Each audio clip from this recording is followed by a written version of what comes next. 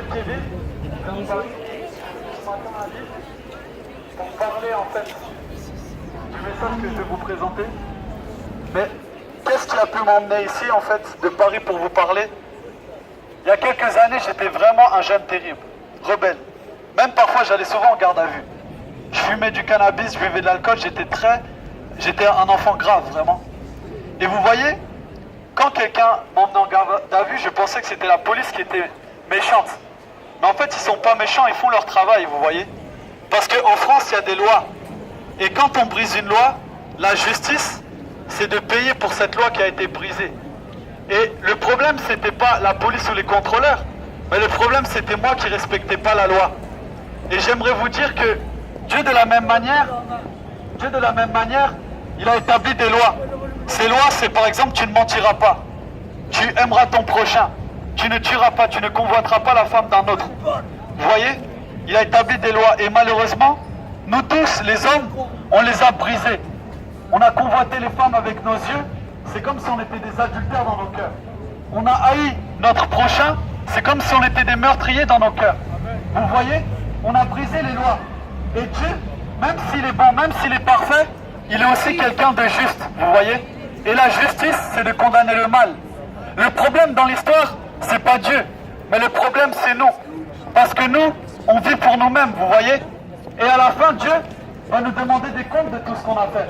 Pas parce qu'il est méchant, mais parce que c'est appliquer la justice. Maintenant, la Bible dit que tous les hommes ont déjà péché, que ce soit par le mensonge, par la haine, par la violence, on a déjà tous péché. Et à cause de ça, on est séparés de Dieu. Parce que la Bible dit que Dieu est amour, en fait. Donc à partir du moment où on marche dans la violence, on est séparé du Dieu d'amour. Et j'aimerais dire à quelqu'un, tout homme, que tu sois fort, intelligent, très beau, tout homme un jour est appelé à mourir. Et la Bible dit que après la mort, vient le jugement. Vous comprenez? Et j'aimerais dire à quelqu'un, Dieu qui est vérité, et en qui il n'y a point de mensonge. Comment un menteur, comme moi, comme vous, on peut prétendre rentrer dans son royaume? La Bible dit qu'aucun menteur ne rentrera. Comment des hommes qui passent leur journée à se jalouser, à s'envier, et à être dans la rivalité, on va pouvoir rentrer dans le royaume du Dieu qui est l'amour? C'est pas possible. Voilà pourquoi tous ceux qui sont violents seront jetés dehors. La Bible dit que tous les hommes ont péché et sont privés du royaume de Dieu. Voilà pourquoi tout homme a besoin d'un sauveur. Parce qu'on est dans une situation très délicate. Et la Bible dit que le seul sauveur qui a été donné pour les hommes, c'est Jésus-Christ. Jésus, il est venu pour toi et moi. Il est venu afin de porter notre condamnation. Parce que notre condamnation, elle est réelle. Vous voyez, une religion ne peut pas te sauver. Tu peux faire autant de bonnes œuvres que tu veux, ça ne peut pas effacer toutes les mauvaises. Le seul moyen d'être réconcilié avec Dieu, c'est que quelqu'un paye ta dette. Et la dette, elle a été payée par Jésus à la croix. La Bible dit qu'il a été crucifié pour nos fautes et qu'il est ressuscité. Il annonce à tous les hommes qu'ils aient à changer de conduite et à croire en lui. Celui qui croira en Jésus sera sauvé. Il ne passera pas en jugement. Mais celui qui ne croit pas au Fils de Dieu est déjà condamné. Car logiquement, si tu n'as pas le Sauveur, tu n'es pas sauvé. C'est très logique. Vous voyez, devant moi, je vois des belles personnes. Et Dieu vraiment vous aime. Il a pris soin de vous créer dans le ventre de votre mère. Parce que vous avez de la valeur à ses yeux. Et parce que vous avez de la valeur à ses yeux, chaque jour, il vous donne le souffle de la vie. Parce que vous avez de la valeur à ses yeux, chaque jour, il fait battre votre cœur. Et Dieu est tellement bon que, bien qu'on vive pour nous-mêmes, il continue de nous donner la vie. Il y a une parabole dans la Bible. Jésus donne cette histoire dans la Bible. Il y a un homme qui va dans son jardin. Et dans son jardin, il voit un arbre. Il se dit, je vais aller vers cet arbre pour cueillir un fruit. Mais quand il s'approche de l'arbre, il voit que l'arbre ne porte pas de fruits. Alors il dit à son serviteur, mais pourquoi cet arbre, il occupe la terre inutilement? Autant le couper, le jeter au feu et en planter un autre. Vous voyez?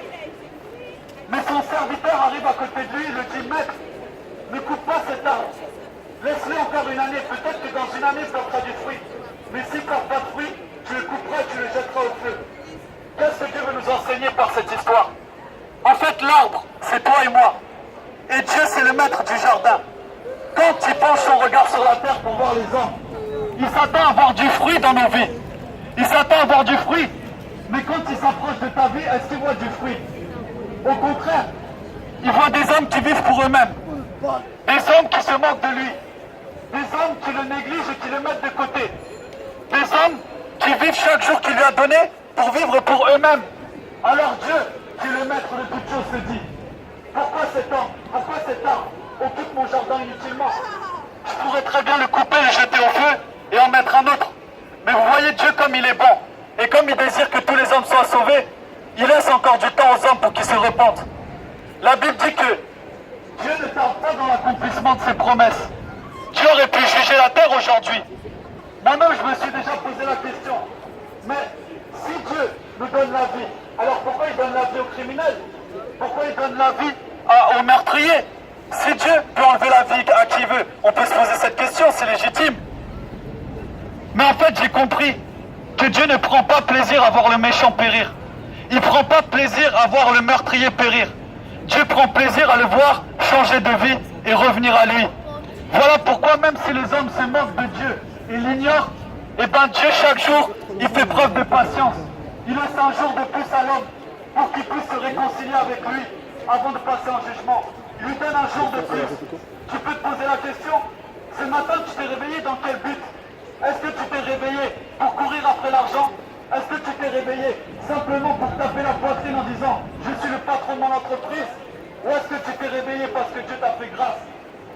J'aimerais te dire, si tu as 20 ans, 30 ans, 80 ans, combien même tu vivrais 120 ans, si tu vis 120 ans sans penser à Dieu et pour toi-même, j'aimerais te dire que tu as raté ta vie. Tu as raté ta vie. Pourquoi? Parce que la fin d'une chose vaut mieux que son commencement. La Bible dit, ça sert à quoi un homme de gagner le monde entier si à la fin il perd son âme? Alors maintenant, qu'est-ce qui te motive tous les jours? On court après l'argent, on veut gagner le monde entier, mais tu ne penses pas à ton éternité. J'aimerais dire que c'est un mauvais calcul. C'est un mauvais calcul. Parce qu'à la fin, après la mort, on n'emporte rien. Cependant, Dieu veut te donner la vie éternelle. Et cette vie, où est-ce que tu vas la trouver? Est-ce que tu vas la trouver dans un homme, dans une cathédrale? Non. La Bible dit que Dieu nous a donné la vie éternelle. Et la vie éternelle est en Jésus-Christ. Voilà pourquoi quiconque a Jésus-Christ a la vie. Mais celui qui n'a pas Jésus n'a pas la vie. Et la colère de Dieu demeure sur lui.